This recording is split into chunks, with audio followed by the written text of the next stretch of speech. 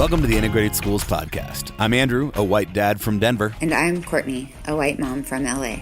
Episode 3, Hagerman and the White Kids. We've got a great interview with sociologist and author Maggie Hagerman about her book, White Kids, Growing Up with Privilege in a Racially Divided America. Andrew, I am super excited about this.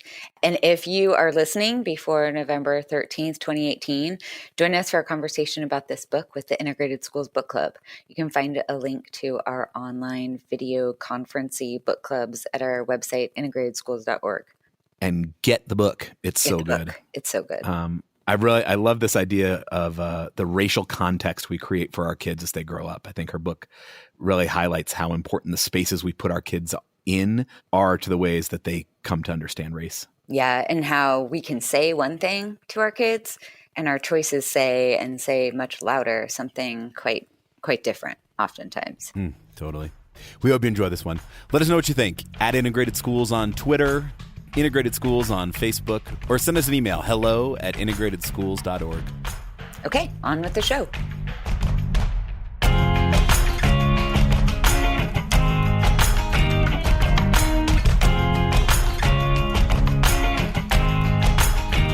We're thrilled to be here today with Dr. Margaret Hagerman, who's assistant professor of sociology at Mississippi State University and the author of an awesome new book called White Kids, Growing Up with Privilege in a Racially Divided America. Maggie, thank you so much for joining us. Thank you for having me. We just want to start, if you could just give us really a sort of a brief overview of what your research is and how you went about it, and a little bit about why you care about this. Sure. So I'm a sociologist. I focus on the areas of racial socialization and really looking at youth perspectives on inequality. And I came to this specific project because when I was in graduate school, I was doing all kinds of research on how it is that families of color, and particularly African-American families, are communicating ideas about race and racism to their children, specifically with the intention of helping prepare their children to live in a racist society and to navigate potential future, acts of discrimination and racism and so forth. And so as I was reading that research, I became really sort of curious about what goes on in white families. And in particular, what are the messages that white parents are communicating to their children about racism, privilege, inequality in America? I think from a broader perspective, I grew up in a white suburban community that was very close to a city that was much less white. I don't remember the actual demographics, but I do remember as a child being very curious about the differences between crossing over this lake that separated these two communities, and then noticing that the racial makeup of the community was very different. So I do think that some of my own experiences in childhood and questions that I had growing up sort of inform my interest in how it is that kids today are thinking about all of this. So there's a lot more to the story, but I think that kind of gives you a sense. Can you tell us a little bit about, just to kind of give our listeners a lay of the land, how you went about your research for this book? Sure. So this is an ethnography. Just, I think it's important to note that when social scientists give white people racial attitude surveys, try to figure out what they think about race, oftentimes scholars find that white people will either skip the questions about race or they'll click the I don't know option. It's sort of called survey non-response.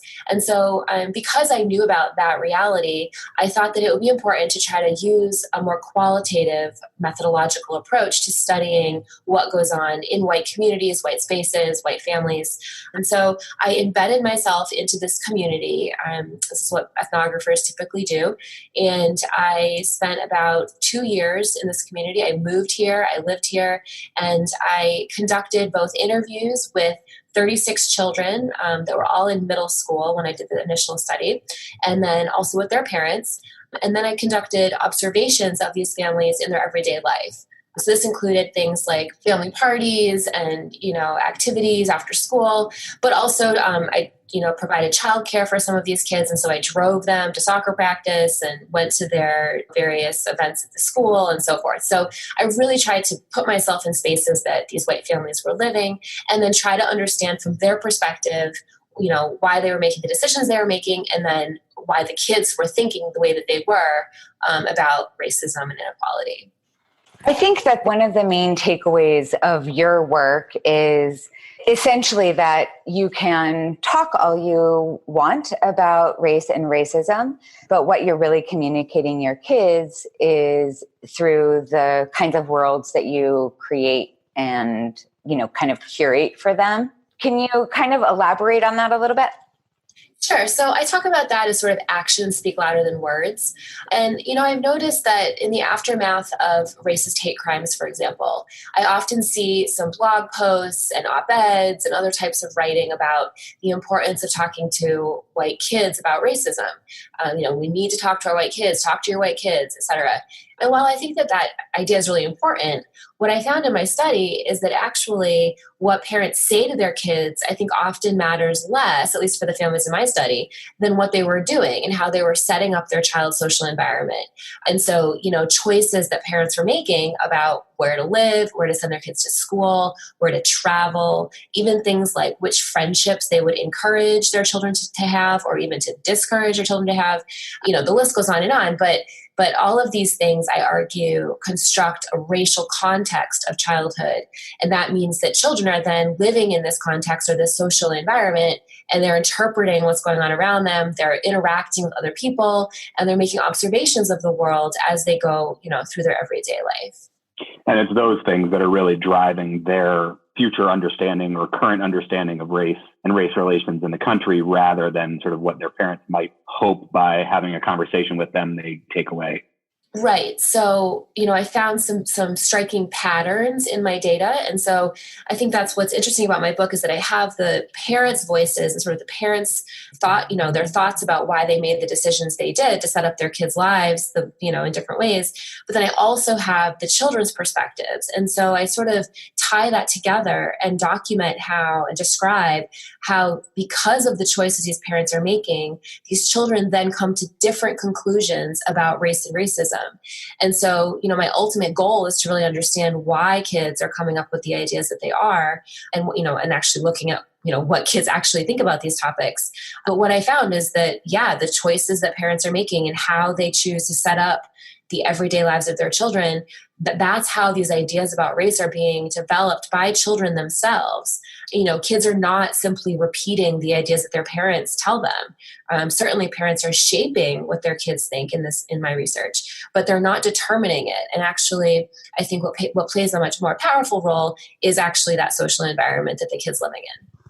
We talk a lot about this idea of, the difference between being non-racist or not racist and being anti-racist. And the question comes up repeatedly, can you raise an anti-racist white kid, when you're attending only white segregated schools?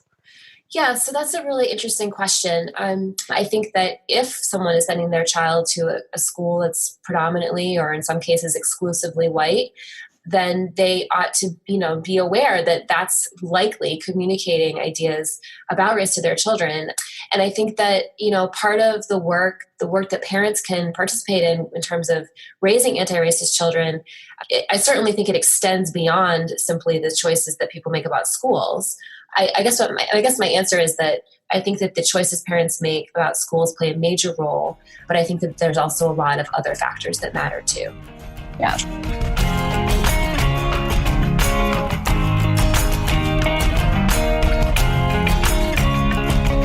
I guess the fact that these parents are making choices about this strikes me as an acknowledgement of privilege. Lots of people don't get to make a choice about the type of environment that they raise their kids in. You talk a lot in the book about the conundrum of privilege. Can you maybe just elaborate on that a little bit and some examples of that?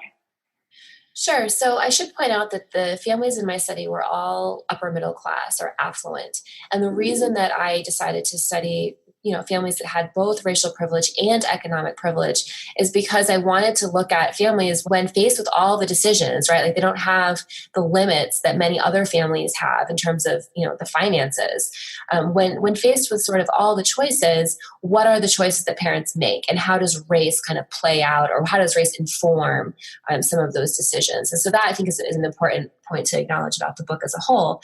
And so when you're faced with all these different choices, and you live in a society in which we have this sort of idea that being a good parent means securing as many advantages for your own child as you can, that at times can conflict with maybe some of these more abstract values of fairness or equal opportunity or even racial justice. And so, the conundrum of privilege, as you mentioned, and as I talk about, is really trying to get at this conundrum that, quite honestly, many of the parents, shared their anxieties and concerns about with me. On the one hand, they want to be a good parent and give their kids all of the things. But on the other hand, they recognize that by doing so, they're actually contradicting the very values that they're trying to communicate to their child about things like equality. I'd love to hear some examples.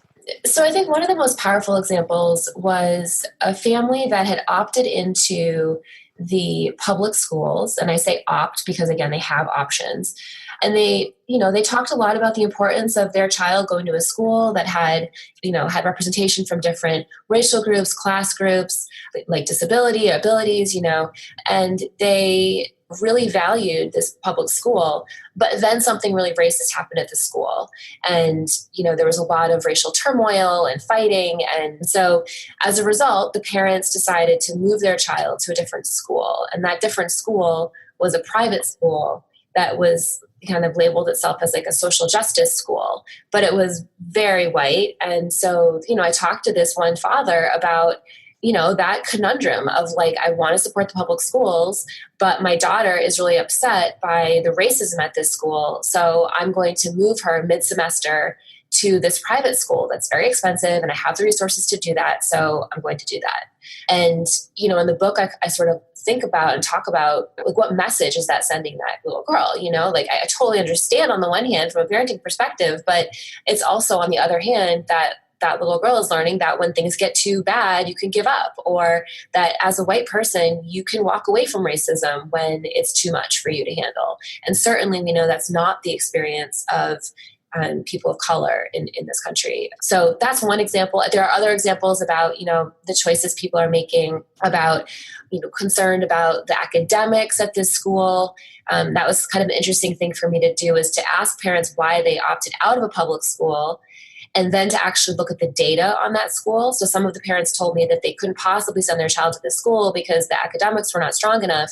And instead they opted for this other school. But then when I compared all these metrics like ACT score, all the graduation rates and college admissions and all that, in some cases the public school was actually better. So, I think that there's a lot going on and it's very complex and nuanced. But those are some examples. And I think what's partly interesting, there's a lot that's interesting, but one of the pieces in this that I kind of want you to elaborate on too is with this conundrum of privilege and this paradox, parents want to be a good parent by getting the best for their kids. And I think hidden in the word good and best are all kinds of assumptions and biases. And so I was wondering if you wanted to kind of talk a bit about how good and best have played out in your research. Absolutely. So I think a lot about this idea of being a good parent and raising a good kid and living in a good neighborhood and going to a good school. I think you can substitute best in there, also. Right. And certainly, we know from the amazing research by one of my colleagues, Heather Beth Johnson, that finds that whiter schools are thought of as better schools. And this is across the board. Members of different racial groups even articulate this point in some research, at least.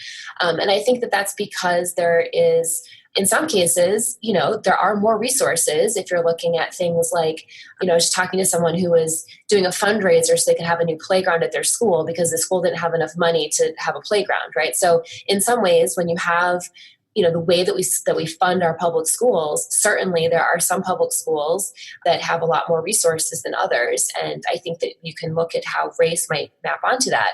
But I don't think financial resources are the only thing that determines whether a school is good or not. Certainly there are all kinds of schools that are good that don't have, tons of affluence or tons of wealth. And I think that we can rethink what it means to be a good parent or go to a good school if we start to acknowledge that there are so many other important aspects of raising children or, of educating children, like having kids know how to interact with each other and teaching children about power and inequality and the fact that we live in a diverse democracy and that, we should be thoughtful about the history of different groups and how that shapes the present and on and on. So yeah, I absolutely think that part of the problem is these ultimately racist notions of what a good school is. And I agree that we breathe it in, it's in the air, the sort of structural nature of white supremacy. But yeah, I think we need to rethink what it means to be a good parent, go to a good school, live in a good neighborhood. I think about this a lot as well. What do you want to get from your kid's education? We get the question a lot at in-grade schools of, we get the excuse, I don't want my kid to be a guinea pig, or I don't want to sacrifice my kid on the, my altar of social justice. What does your research show about what a kid would get out of the sort of quote unquote sacrifice of not going to what we would otherwise call best school? Sure. So there's one child in my book named Charlotte, and these are all, of course, are all pseudonyms, but, her parents not only opt into the public school, but they also resist the tracking and the processes of segregation that happen within the public school. So, her parents are very concerned about the fact that, yes, we go to an integrated school, but then when you look at the AP classes, it's all a bunch of white kids. And so they purposefully encouraged her to take a range of different classes, to take some AP classes and then to take some other classes that were, in different tracks. And this was because they did not believe in the logic of tracking. And quite frankly, there's lots of research that supports that idea. It was interesting because I went back and re-interviewed these kids when they were in high school. And so I went and spoke to Charlotte, again, a couple years after I initially met her. And there had been this horrific police shooting murder of a Black teenager in this community, And I was talking with her about it. And unlike some of her peers that had gone to these private schools, she was able to talk in really concrete terms about what had happened. She was joining with her friends and peers of color, specifically her Black peers, to engage in walking out of the school and sort of articulating her own positions. She made this really powerful statement to me about the importance of standing in the back. They had a march, and she talked about standing in the back of that protest march so that she wasn't trying to take over the march as a white person from her Black peers. And I was just really struck by how thoughtful she was being about her own whiteness, her own positionality. But then also, she has learned so much by going to this school and having these experiences that I think are quite different than many kids in her position. So I really, again, it's not like there's ever a perfect situation. I mean, she also received all kinds of other privileges outside of school that sort of undermine, to some extent, some of the work that her parents are trying to do to challenge inequality. But I was really struck by that. And I believe that she has probably gone on to college. I haven't gone back and re-interviewed them yet, but I imagine that she, is in a very different position in her college classrooms than certainly some of the students that I teach in college who don't know the basic history of racism in America. So I think that's an example of the benefit of not only going to an integrated school, but having, a situation in which the segregation within the school is also being challenged.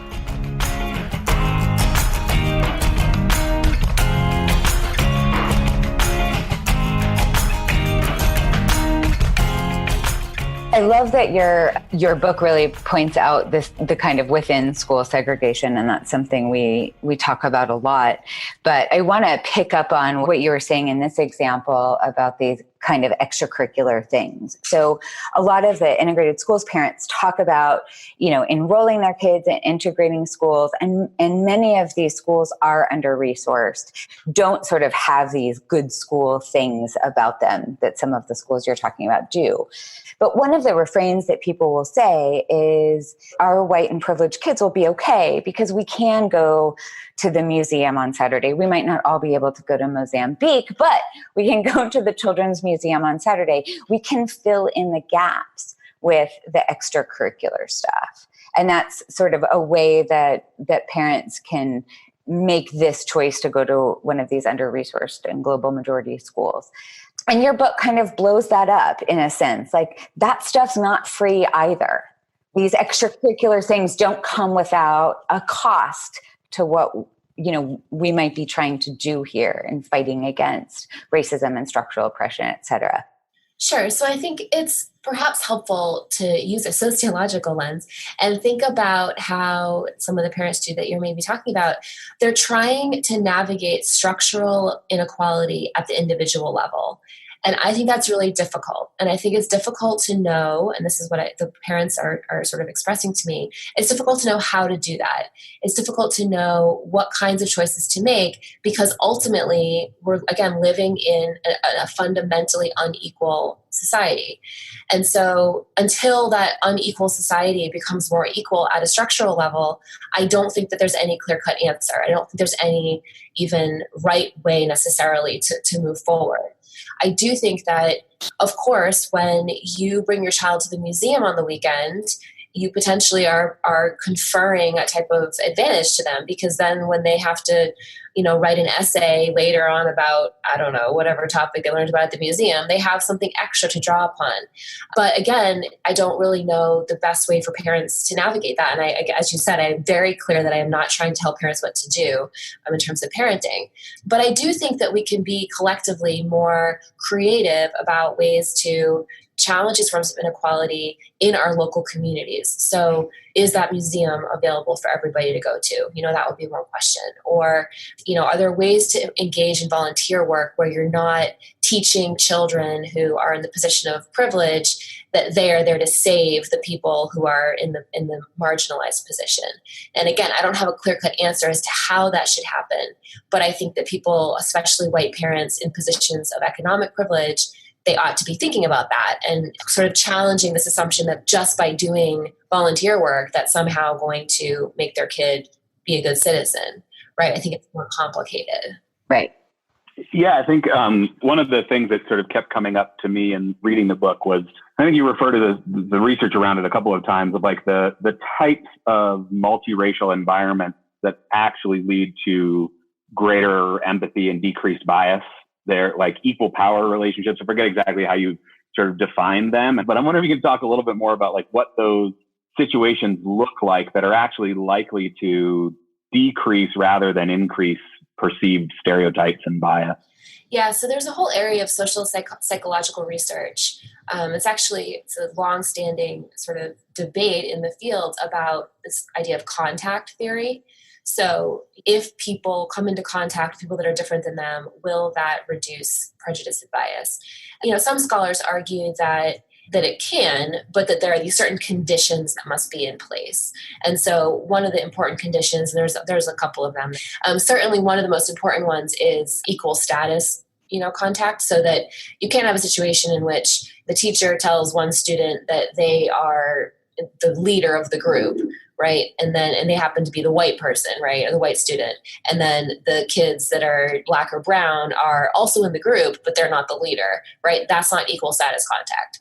And so the contact has to be in a way where the power dynamics are reduced or as much as possible. There needs to be a shared common goal. There needs to be authority figures that support that goal. There's all these different things in place. So certainly there were a few kids in the study. There's one in particular who was at a playground and met some kids who were Black at the playground. And he's so funny because he tells me that the reason that he became friends with them is because he likes to jump off things. And these guys like to jump off things too. And so they met each other because they were jumping off the playground equipment or whatever. But I think that's like actually a really powerful moment, right? That because he was at that playground in an equal status situation where they're playing on the playground or whatever, that's what led to them having a friendship that, to my knowledge, continues to this day. And a friendship that meant that later when they were in middle school and the teachers were disproportionately, targeting the Black students for breaking rules that all the students were breaking. Like there was this one rule about having your, the hood on your sweatshirt up over your head. And a lot of the kids told me in this particular school that the teachers would always call out the Black kids when they had their hoods up, but they would let the white kids have their hoods up all the time. So when this happens to his friend, he's very upset and outspoken about it and talks to his parents about it. Whereas other kids are just like, yeah, I guess that's bad, but whatever. So, I think that these meaningful relationships and friendships, given that they're forming under these conditions of equal status and so forth, I think that they can be very powerful.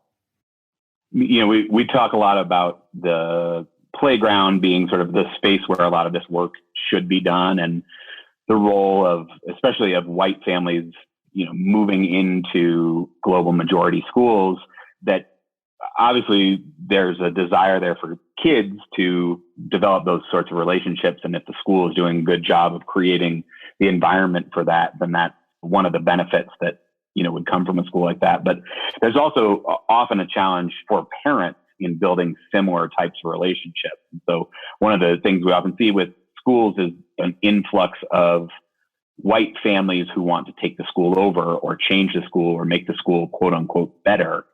And it would seem like that a good place to start to avoid that would be in building more meaningful relationships with families that are at the school, that have been at the school for a while. Yeah, it's interesting. So because I was doing ethnography, I was able to go, I went to lots of private spaces in terms of people's homes and country clubs and so forth. But I also went to some like big public meetings and other things that happened in the community.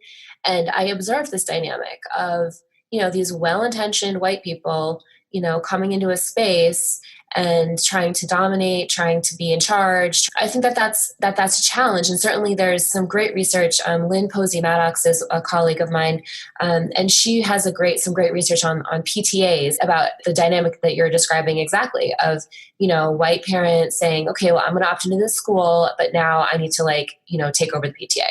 And so, yeah, I think building relationships, I think, honestly, I feel like it's also kind of a basic concept of white people listening and sitting down and letting other people have positions of leadership, or not letting them have, but just being in a situation in which you're not constantly pushing to be the loudest voice in the room, also pushing to not try to be the best white person in the room. There's also some dynamics of that in this sort of performative anti-racism that doesn't get anyone anywhere. So, I think that a lot of these dynamics, again, I think they're very complicated and very nuanced. And I don't think that there's one sort of solution for all these scenarios. But I just think in general, if white folks are truly committed to, challenging racism, that means that they need to be quiet sometimes, and they need to listen, and they need to stop putting themselves in the position of power.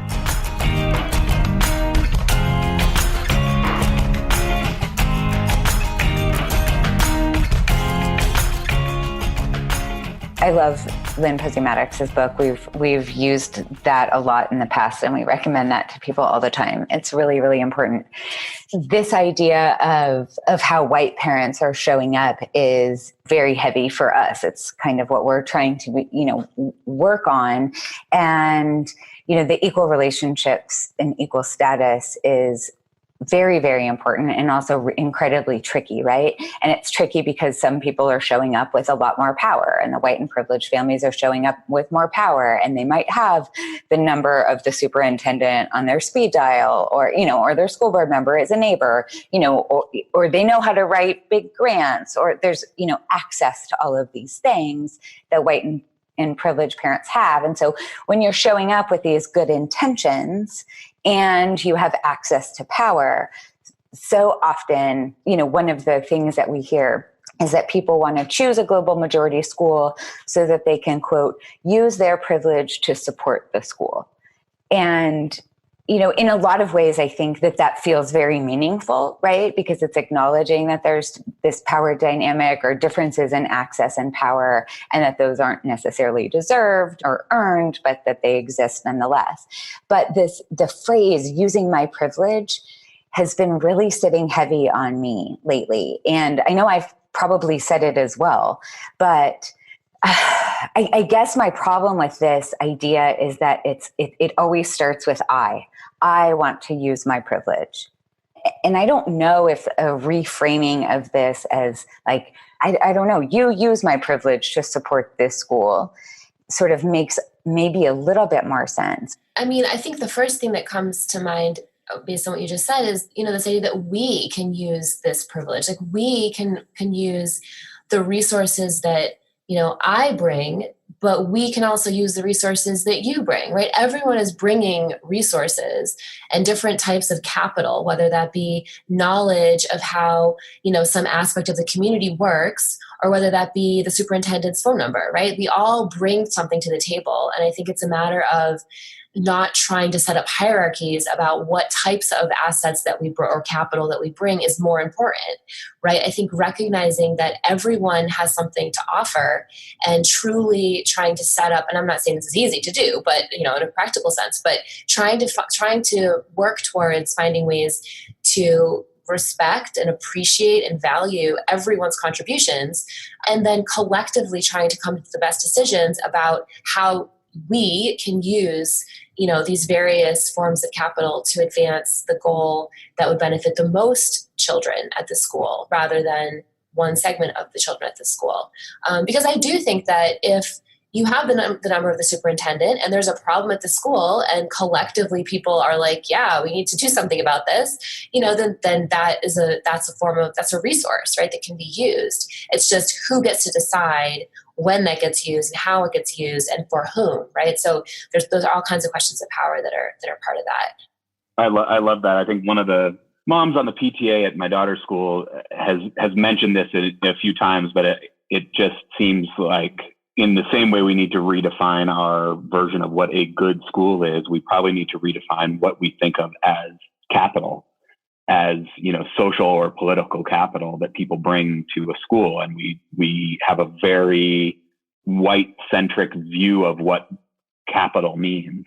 But if you actually have a community at a school that is working to support the school, there's all sorts of things that each individual could be bringing to the table that you have to find a way to make people feel comfortable showing up in that space and sharing those things and bringing those things to the table. You have to value those things in order for them to be willing to share those things. And then you have to figure out, I think, like you said, how does the collective group go about leveraging all of those things to improve the school for everybody?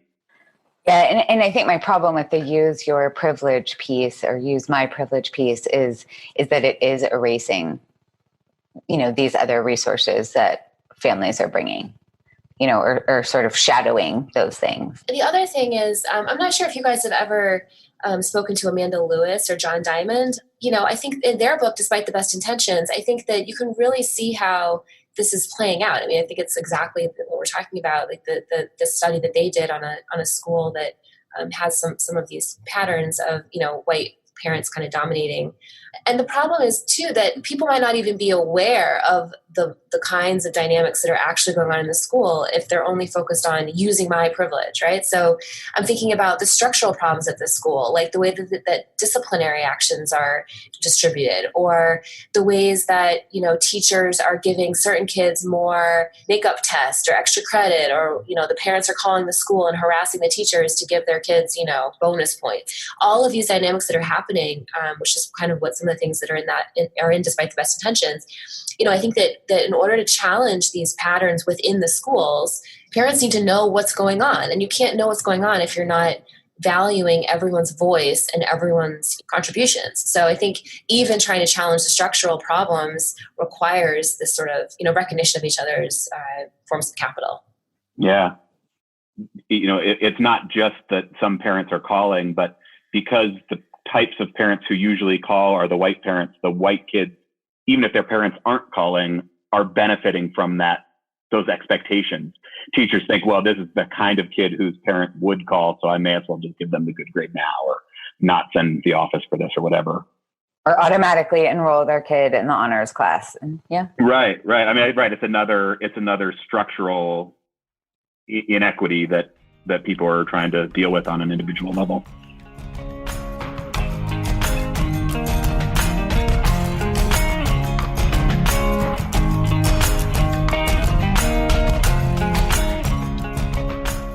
I was wondering if you could talk a little bit about the idea of meritocracy, because I think about it all the time, and it's one of those sort of running themes through your book. And I guess to take liberties with summarizing a book to its author, it seems like the kids in the very white segregated part of this community tend to have a much more cemented belief in a meritocracy, that we get what we earn. And I know that there's a relationship too with colorblindness, but this meritocracy part is, I think, really critical and something we don't talk about enough. Sure. So the idea of meritocracy, or, oftentimes people think of it as like the American dream, is, you work hard and you succeed. And that's, people are rich because they worked hard. People are poor because they're lazy. And obviously then race gets mapped onto that as well. And so that's sort of this logic, or what sociologists would call an ideology, sort of like taken for granted, common sense understanding of how the world works, that is used often to justify forms of inequality. So rather than acknowledging the racial wealth gap, or the ways in which discrimination works, or the ways that certain groups are, experiencing different forms of violence from the state, for example, it's not about any of that. It's about the fact that people don't work hard. And so what I found in the community of families and their children in particular who lived, as prominently white, they had very little understanding of these structural dynamics, these structural components of ultimately white supremacy. And so they also lacked, in my opinion, at least based on what I observed, a solid understanding of the history of racism in America. And so if you don't understand as a young person the historical barriers, for example, that groups of racially marginalized communities have faced, then meritocracy makes a lot of sense to you, right? I mean, you're like, okay, well, if everyone's equal and some people are rich and some people are poor, it must be because of these individual level, successes or failures that are related to hard work. And so part of my project is really trying to understand why the kids think the way that they think about race. And I think for these children, they have never been taught otherwise. They've never had any opportunity to really, one of the moms there is telling me she's using the movie The Help, teach your kid about racism. And, that movie has been widely criticized by historians as being not only inaccurate, but, centering this white woman and all that. So, and the message of that film as a white savior film is, look, racism's over. It used to be really bad, but now it's fine. And that was exactly what this child articulated to me. And it was what her mother wanted her to think too. So certainly some of the kids challenged their parents on this. And I don't want to paint a picture like kids are just, mimicking their parents. But for kids like that, meritocracy explains inequality, right? It explains why we have, the haves and the have-nots. And it's not about structural reasons. It's about individual failure, ultimately. That's great. So I think about a handful of times through the course of the book where it seemed like somebody was trying to sort of do the right thing, have a viewpoint that acknowledges structural racism more and trying to share that with their kid, but then also sort of follows it up with something that undermines that in some way. I think William's dad, who's trying to teach his kid the right message while reinforcing the wrong message.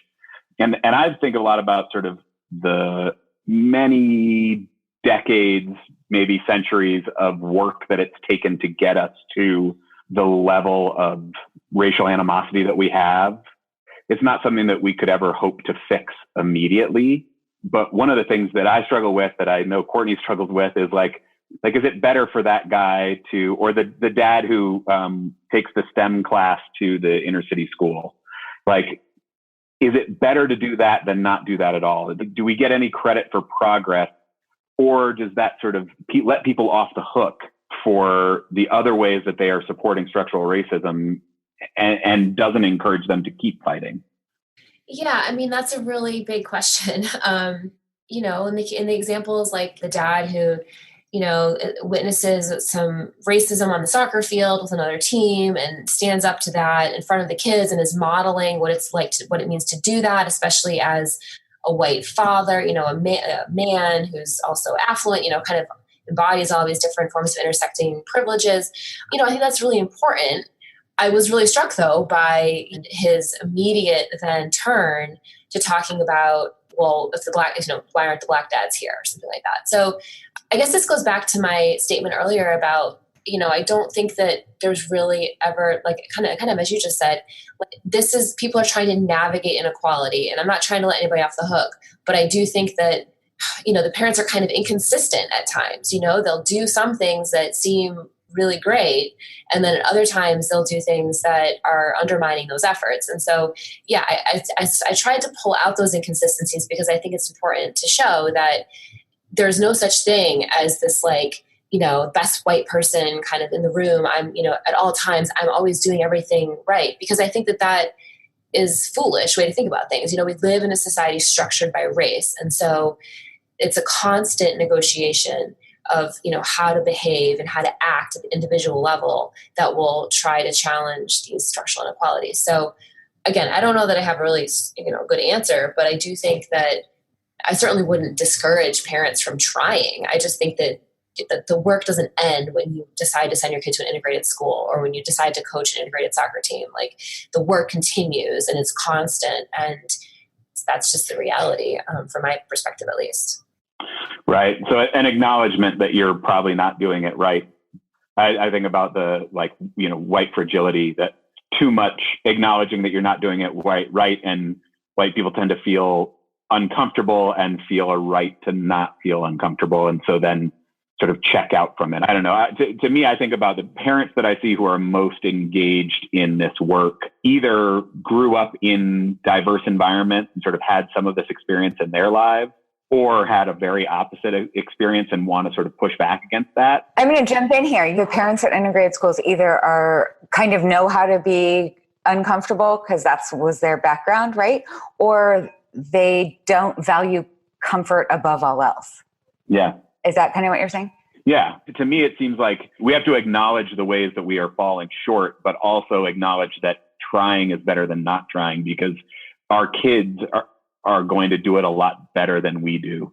And their kids are going to do it better than they do. And this is a generational problem, not a problem that we're going to fix, with a couple of self-help books by next week.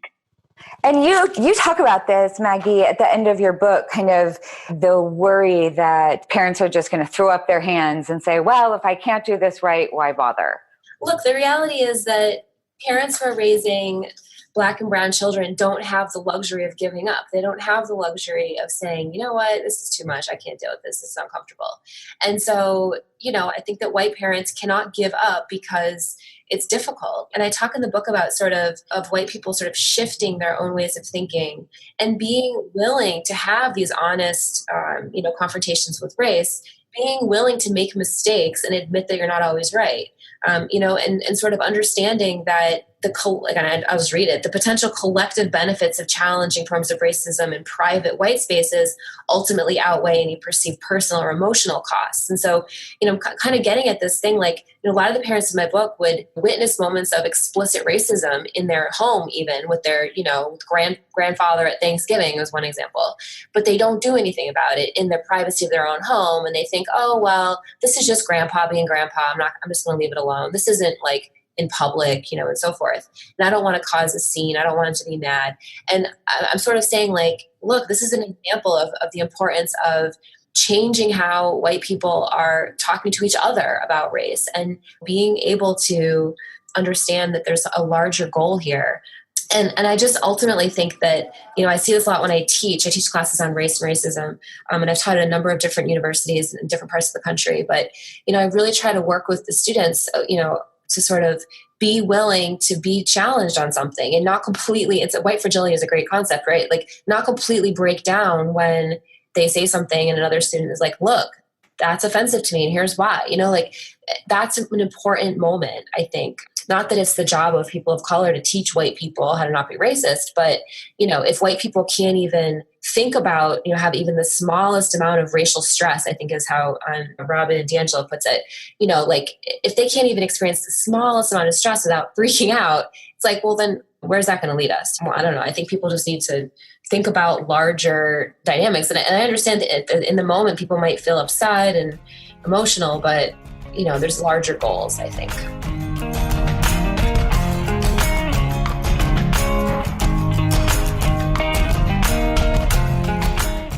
You went back to these kids 4 years later. Can you just give us some examples? You talked earlier about the student who was protesting and standing at the back of the protest, who had really kind of thought so much more deeply, having been in an integrated space. But was there a trend to these kids' experiences and how they interacted with race? Yeah, so, and I don't have a huge samples, right? So I can't make generalizations, but for these kids, I think that their ideas about race became more cemented as they transitioned from middle childhood to adolescence, or early adolescence to later adolescence, depending on how you want to, look at it. And I think that their ideas also became more polarized from one another. It's very difficult for me to know if that's because of a developmental aspect or if it was because of the time in which they were growing up. And I think it's probably a combination, but maybe even more the latter. Certainly the past few years in America, there's been sort of an increased public dialogue about race and debate about race. And certainly things like, more attention being put onto things that have always existed, like police violence, for example, as well as the fact that we had, the first Black president. There are lots of things that occurred during these kids' childhoods. But, I think even talking about Black Lives Matter with these kids, it was interesting how remarkably different these kids felt about this. And there was nobody that was really in the middle. It was like some kids were very squarely yeah, Black Lives Matter, and this is why we need to, join with our friends and protest. And there were other kids that were saying, really shocking things like, well, the reason the Black kids get shot is because they did something bad, they messed up. And so it was just really remarkable to see that these are kids that are living largely in the same metropolitan area. But as I said in earlier on, their parents have set up their lives in ways that are so different that they have almost different childhoods in a way, despite the fact that they're white, affluent, living in the same place, doing the same kinds of things like playing soccer and, all the things. Yeah. I wonder if, because we are, this is integrated schools, and one of the goals is getting people to think more about the choices they make around schools. I just wonder, in sort of going back and visiting these families later, looking at the effects that the schools had. I guess you touched on this a little bit, but if you had any sort of, I know you try not to tell parents what to do, but advice around if people do have a choice and they can use that privilege to choose what sort of school they send their kids to, what's the impact of choosing an integrated school versus a privileged segregated school? Yeah, so the way that my book can sort of extend the great work that you guys are doing in integrated schools is that my book is focusing on how white kids are learning about inequality and racism and privilege. And so while I think there are lots of reasons that parents should support integrated schools and should support detracking measures within schools that claim to be integrated, I think that there's also this component of the ways that, to put it in scholarly terms, but the ways that ideologies get reproduced, or to put it in more basic terms, how racism gets reproduced. And so I think we spend a lot of time thinking about the importance of desegregation along a number of different lines. And I think that where my book kind of fits in is, look, this issue is also shaping the way that the newest generation of white people is thinking about race in America. And if it's not just about the unequal distribution of resources or the ways that certain schools are perceived, or it's beyond that. It's also about literally what kind of ideas do you want your children to form about the world. And I don't believe, after spending 2 years with these families in a very intimate and intense kind of way, that just talking about the importance of fairness and equal opportunity is enough. I think that parents need to model that, and they need to provide opportunities for their children to learn something different than the racial status quo. I mean, you don't have to work to teach children to learn the racial status quo, right? That's the dominant way of thinking. I think if you want to be brave and challenge that, then it means, doing things like embracing integrated schools.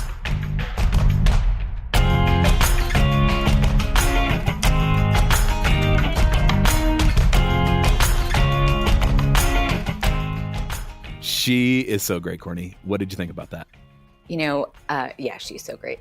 I spent so much time after recording that interview thinking about what she was saying about valuing the resources that all people have to offer. I mean, yes, absolutely, right? Absolutely. Yeah. And it just feels so obvious, right? But when we're so focused on, quote, leveraging our privilege, it's just incredibly easy to sideline that, and it's a framing that makes all the difference. And so I was really grateful to hear her talking about that. Yeah, she's great. I was the thing that sort of kept coming back to me was this idea of like individuals trying to navigate structural inequities. Yeah. Your individual choices can really only do so much against the systemic issues we're facing. But if you don't do those things, it has like a real meaningful impact on your kids and how they come to understand the world. Yeah, right. But then also, while we can't do all the things to, mitigate these big structural pieces, our individual choices and actions are kind of everything. And there's all these ways that we can't escape the structural also. So it's messy and there's no like perfect good way to do that, right? To do any of this that deals with all of these things all at once. And I think that's really hard for us white people who kind of want like the, step-by-step good person manual, right? Totally. But I do take hope from the fact that the choices that we do make really make a difference for our kids. And, we're not going to solve racism next week. But there are things that we can actually do to set up our kids to do better than we did. And, hopefully their kids do better than them. And then maybe we can sort of dig out of this hole. Yeah. Yeah. I think that's right.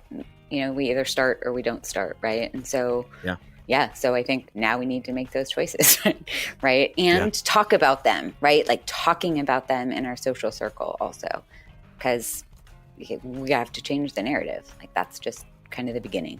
Definitely. Huge thanks to Dr. Hagerman for sharing her work, for being all around awesome. And as always, thanks to Kevin Casey for our music. Yes, please get in touch and let us know what you thought at Integrated Schools on Twitter, Integrated Schools on Facebook, or email us at hello@integratedschools.org. See you next time. Bye.